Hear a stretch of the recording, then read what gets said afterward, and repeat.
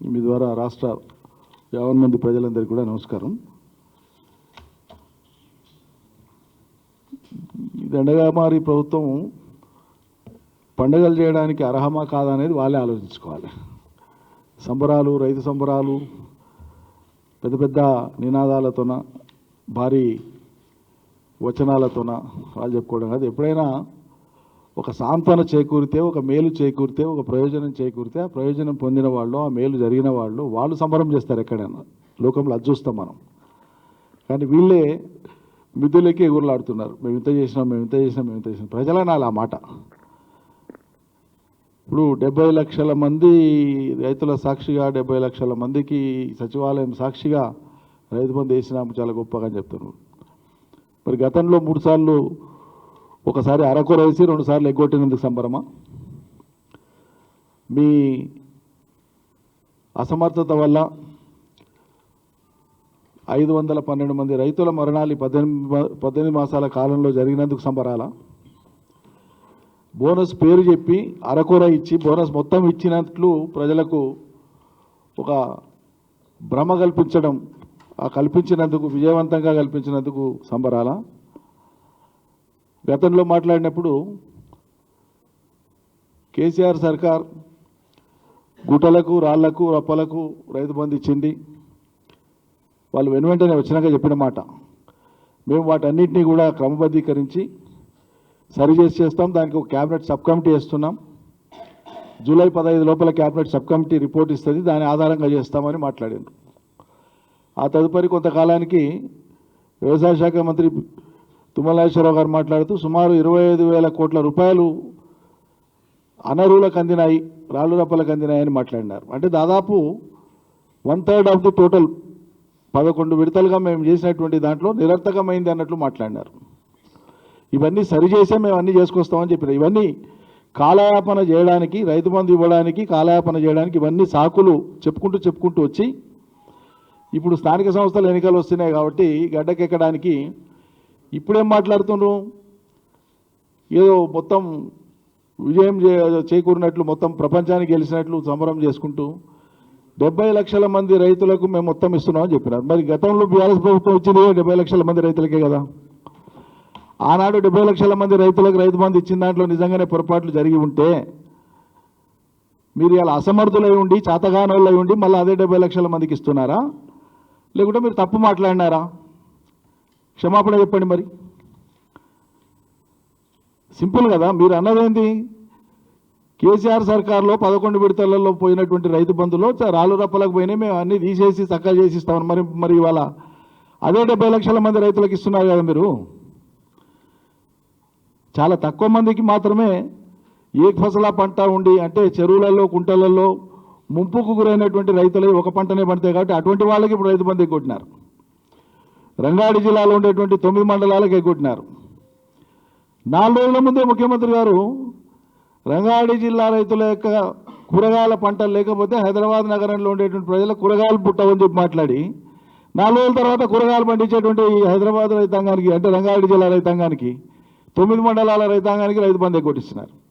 వాళ్ళు ఇలా ఆందోళన చేస్తున్నారు. దీనికోసం మీరు సంబరం చేస్తున్నారా? ఇంకో విషయం మేము స్పష్టంగా చెప్తున్నాం. మేము ఆనాడు చెప్పినాం, ఈనాడు చెప్పినాం. రైతు బంధు అనేటువంటిది కేసీఆర్ గారి యొక్క మానసపుత్రిక. ఒక సంక్షోభంలో గత సమైక్య రాష్ట్రంలో విధ్వంసమైనటువంటి తెలంగాణ రైతాంగం, తెలంగాణ వ్యవసాయ రంగాన్ని ఒక ఉన్నత స్థితికి తీసుకురానికే, ఆత్మవిశ్వాసం కల్పించడానికే, సంక్షోభం నుంచి బయటేయనికే, బతుకుతో కూడినటువంటి భారంతో కూడినటువంటి జీవితం కాకుండా ఒక బంగారు జీవితం రైతాంగం జీవించాలని, వ్యక్తులకు మేలు చేయడం కాదు, ఒక రంగానికి మేలు చేసేటువంటి సదాశయంతోనే రైతు బంధు పథకాన్ని తీసుకొచ్చినామని ఆనాడు కేసీఆర్ గారు పలుమార్లు చెప్పినారు. మేము అక్షరాల అదే అమలు చేసి చూపించినాం. అద్భుతమైనటువంటి ఫలితాలు ఇచ్చింది. అది గ్రామీణ ప్రాంతాల ముఖ చిత్రం మారింది. రాష్ట్ర ఆర్థిక వ్యవస్థ పెరిగింది, దాని నుంచి ప్రజల కొనుగోలు శక్తి పెరిగింది. ఎక్కడైనా 1 అనారోగ్యం పొందితే ప్రభుత్వం, ఏ ప్రభుత్వం అయినా ఎప్పుడైనా సరే దాన్ని సరి చేసుకోవచ్చు అని కూడా చెప్పినాం. కానీ మీరు దీన్ని చిలువలు వలువలు చేసి అసలు అనర్హులకే దక్కింది అనేటువంటి మాటలు మాట్లాడి మరి మీరు అలా అంతిమంగా ఎన్నికల ముందు మొత్తం రైతాంగానికి, మేము గతంలో ఇచ్చినటువంటి రైతాంగానికి 5 ఎకరాలు 10 ఎకరాలు అన్నోళ్ళు, ఇవన్నీ మాట్లాడిన వాళ్ళు, అవి మాట్లాడిన వాళ్ళు అన్నీ పక్కకు పెట్టి అలా మొత్తం భూమి కలిగిన రైతులకంతా ఇవ్వడానికి సిద్ధపడ్డారు. సంతోషం. రేపు ఈ స్థానిక సంస్థల ఎన్నికలు ముగిసినాక ఇది ఎన్నికల స్టంట్ కాదు, ఎన్నికల కోసం మాత్రమే కాదు అని మీ చిత్తశుద్ధిని నిరూపించుకోవాలంటే సాక్షాత్తు ముఖ్యమంత్రి, వ్యవసాయ మంత్రి, ఆర్థిక మంత్రి ముగ్గురు కలిసి తెలంగాణ ప్రజలకు ఒక బహిరంగ ప్రకటన ఇవ్వండి. ఈ పథకం ఇదే విధంగా ఇప్పుడు ఈ విడత ఎట్లయితే ఇచ్చినామో, అందరూ రైతులకు ఎట్లయితే ఇచ్చినామో, మిగిలిపోయిన వాళ్ళకు కూడా ఏదైతే ఇవ్వాలనో వాళ్ళకు కూడా ఇచ్చి, రంగారెడ్డి జిల్లా 9 మండలాలకు కూడా ఇచ్చి, ఈ 70 లక్షల పైచిలకు రైతులకు ఇప్పుడు ఇచ్చినటువంటి విధంగానే భవిష్యత్తులో కూడా ఈ రైతు బంధు పథకం ఇట్లే కొనసాగుతుంది అని చెప్పి దమ్ము ధైర్యం ఉంటే మీరు ప్రకటించండి. ఎందుకంటే మాకున్న క్రెడిబుల్ ఇన్ఫర్మేషన్ నేను గతంలో కూడా చెప్పిన ఇక్కడి నుంచే ప్రెస్ మీట్లో, ఈ స్థానిక సంస్థల ఎన్నికల తర్వాత ఖచ్చితంగా ఈ ప్రభుత్వం రైతు బంధు పథకాన్నే ఎత్తేయబోతున్నది. బోనస్ పేరు మీదనో, పంటల గిట్టుబాటు ధర పేరు మీదనో మరో నామకరణమో చేసి వక్రీకరించి ప్రజలను మరోసారి కొత్తగా భ్రమలకు గురి చేసి అసలు పథకాన్నే దీన్ని వదిలేసి మంగళం బాడనున్నది అనేటువంటిది మాకు ఉండేటువంటి స్పష్టమైనటువంటి సమాచారం. దీని మీద ప్రభుత్వ పెద్దలే ప్రజలకు క్లారిఫై చేయాలని చెప్పి మేము విజ్ఞప్తి చేస్తా ఉన్నాం. మీరు చేసేది చేయండి, మీకు చేతనేది మీరు మాట ఇచ్చిందే మీరు చేయండి, మీ మాట నిలుపుకోండి అనే ప్రజలు కోరుతున్నారు. ప్రతిపక్ష పార్టీగా మేము కోరుతున్నాం, అందరు కోరుతున్నారు. దానికి మా మీద నిందలు ఎందుకు వేయాలి, కేసీఆర్ మీద నిందలు ఎందుకు వేయాలి, మా పార్టీ మీద నిందలు ఎందుకు వేయాలి? ఏం అవసరం ఉంది మీకు? అభ్యంతరకరమైనటువంటి ఆక్షేపణీయమైనటువంటి మాటలు, అదే ఉన్మాద భాష, మళ్ళా ఏమవసరం ఉంది? నువ్వంటేనంటే ఉరిదీయాలని మాట్లాడుతూ ఈ అంగుష్ట మాతృలకు అపర భగీరథుడికి ఈ పోలికనా అన్నట్టు నాకు అర్థం కాదు. ఎన్నికల రాజకీయాలలో పార్టీలు గెలుస్తాయి, అభ్యర్థులు గెలుస్తారు, ఓడిపోతారు, ప్రభుత్వాలు వస్తుంటాయి, పోతుంటాయి.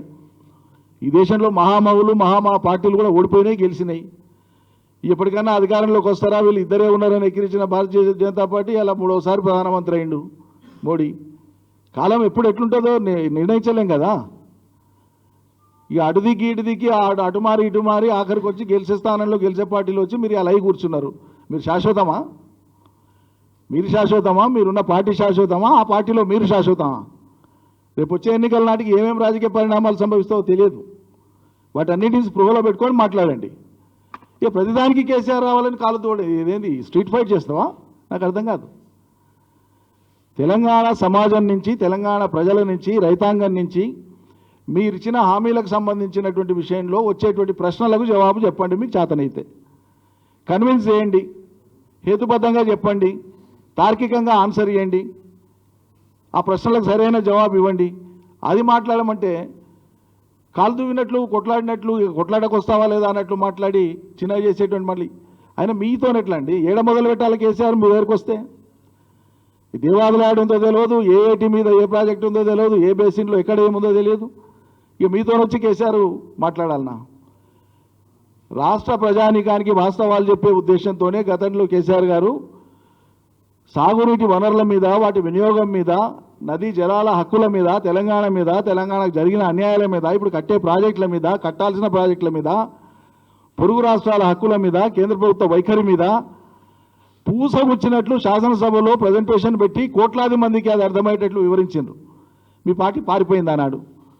మీరు పాత్రదారులు మారంగానే మళ్ళీ కేసీఆర్ కొత్త విషయం వేసుకొచ్చి మీకు చెప్పాలనా?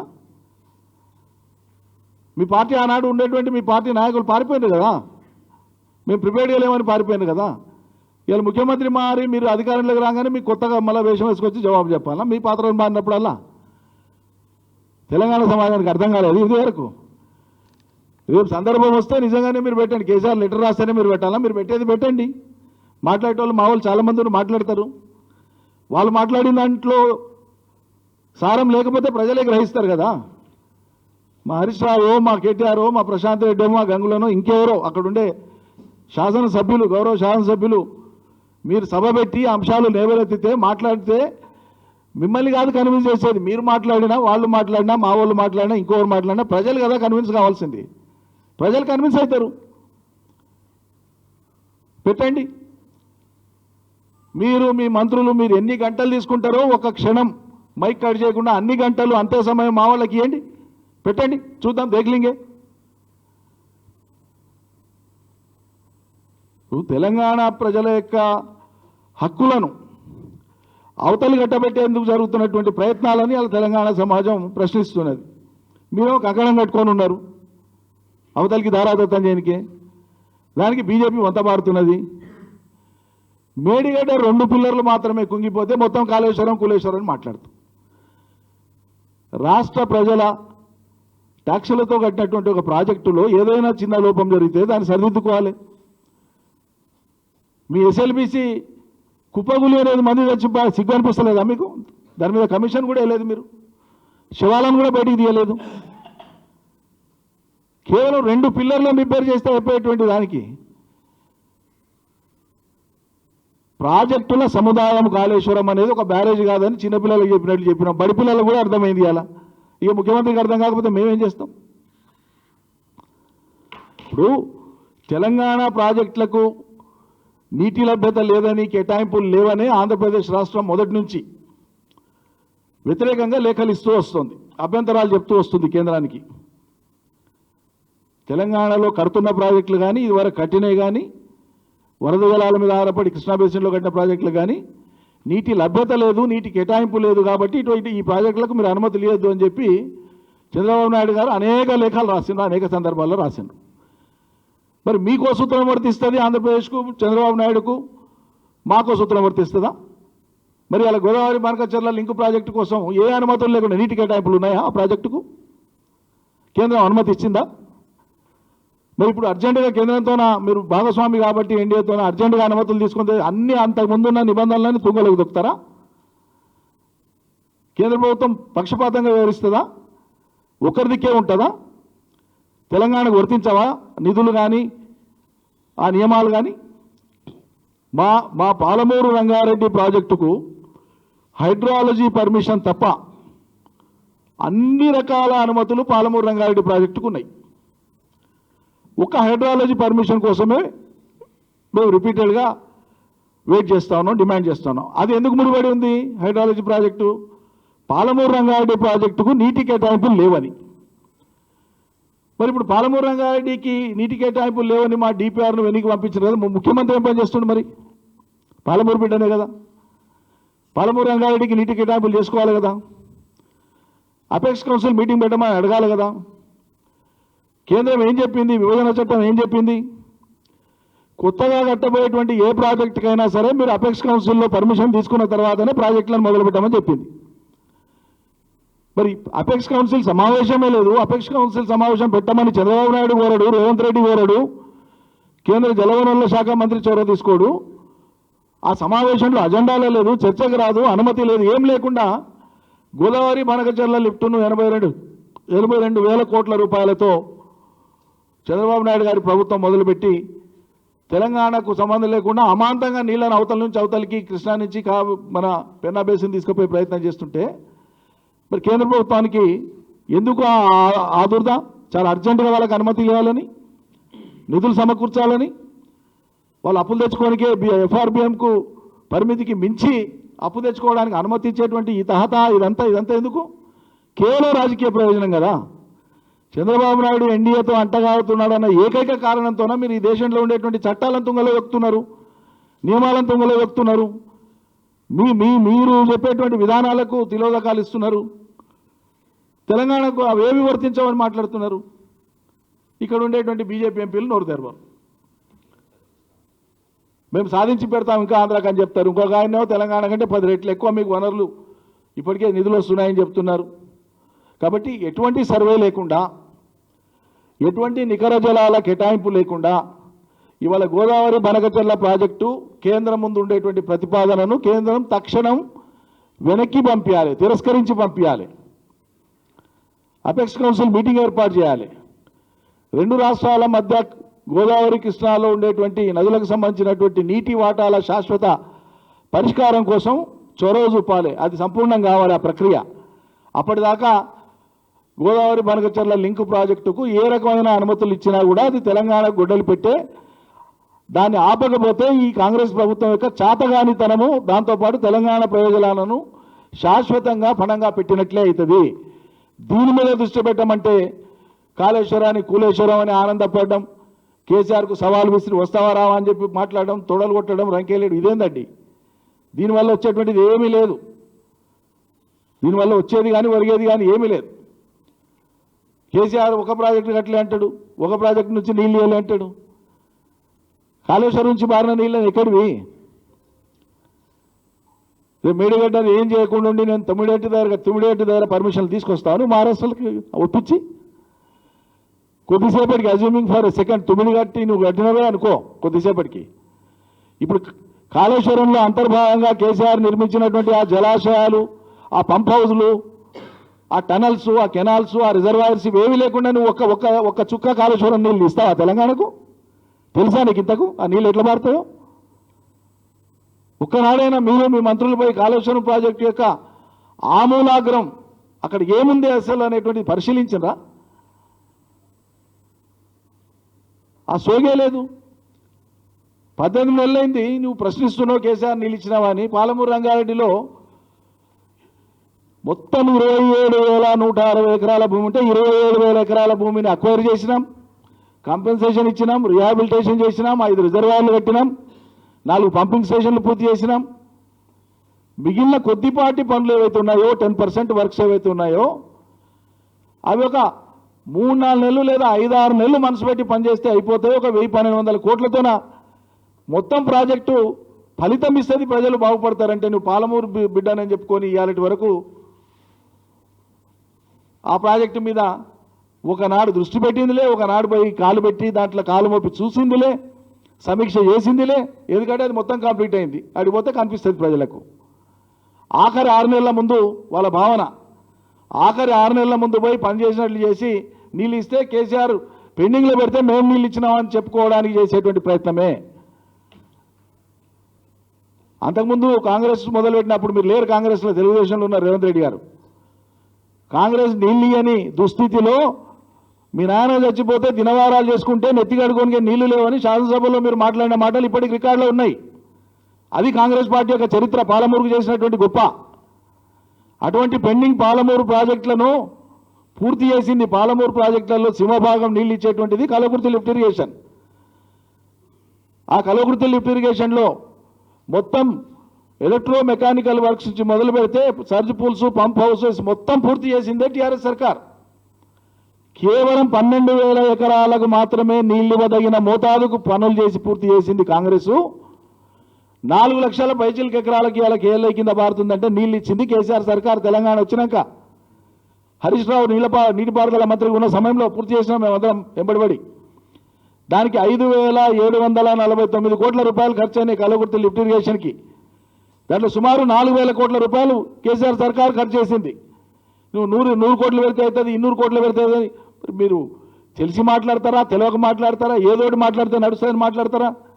రాష్ట్ర ప్రభుత్వం పెట్టినటువంటి ఖర్చు రాష్ట్ర ప్రభుత్వం దగ్గరనే ఉంటాయి కదా లెక్కలు. మహాత్మా గాంధీ కల్వకుర్తి లిఫ్ట్ ఇరిగేషన్కి అయిన మొత్తం ఖర్చు ఎంత? 5,749 రూపాయల ఖర్చు అయింది ఇప్పటి వరకు. దాంట్లో కాంగ్రెస్ పీరియడ్లో పెట్టినటువంటిది కేవలం 2,300 కోట్లు మాత్రమే. సుమారు 4,000 కోట్ల రూపాయలు ఖర్చు పెట్టింది టీఆర్ఎస్ సర్కార్. ఇది 100 సార్లు చెప్పినాం, 1000 సార్లు చెప్పినా కూడా మళ్ళీ అదే మాట్లాడితే పాడిందే పాడరా పాసు పండ్ల దాసు అన్నట్లు ఏమైనా ఉండాలి కదా. ఇతర ప్రాజెక్టులను కూడా నీళ్ళ మోతాదు తెచ్చి నీళ్ళు ఇచ్చింది మేము చెప్పినాం ఆనాడు. కాంగ్రెస్ మొదలుపెట్టిందైనా తెలుగుదేశం మొదలుపెట్టిందైనా ఎంత ఖర్చు చేసిండ్రు, ఏ మోతాదుకు నీళ్ళు వచ్చినాయి, ఎంత సమయం పట్టింది. నీళ్ళు ఇచ్చే ఉద్దేశం ఏముంటే వీళ్ళు ఇట్లా చెయ్యరు, వీళ్ళకి నీళ్ళు ఇచ్చే ఉద్దేశం లేదు కాబట్టి ఇట్లా చేసిందని విడమర్చి చెప్పినాం.